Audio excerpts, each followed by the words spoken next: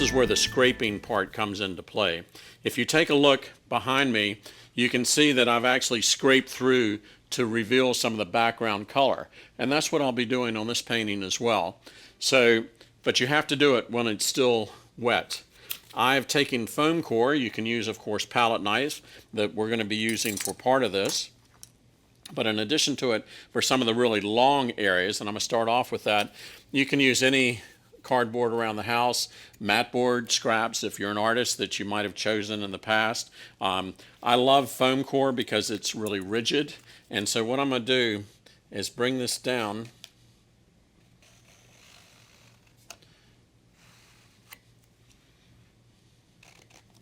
and you can see that reveals the background color.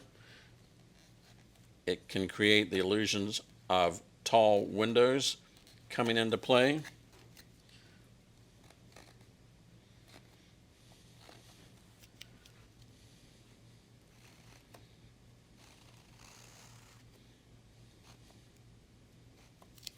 can always use the side of this. Let's assume that we want to show the different levels of the building.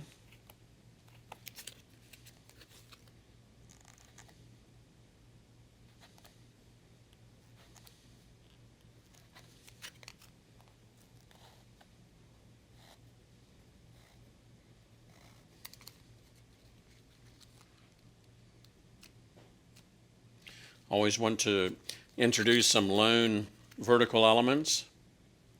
This, for example, because Raleigh's always under construction, I'm going to let this be a giant crane coming into play there.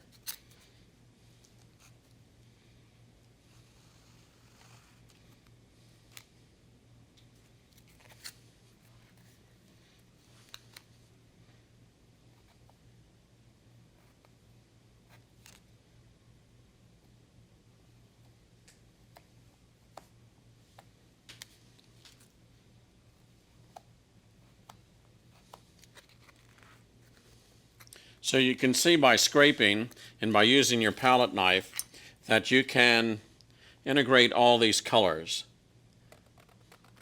The palette knife with a lot of pressure will really reveal a lot of that background color as well. I'm using the side of the palette knife as a stamp to bring in some of this magenta elsewhere into the composition.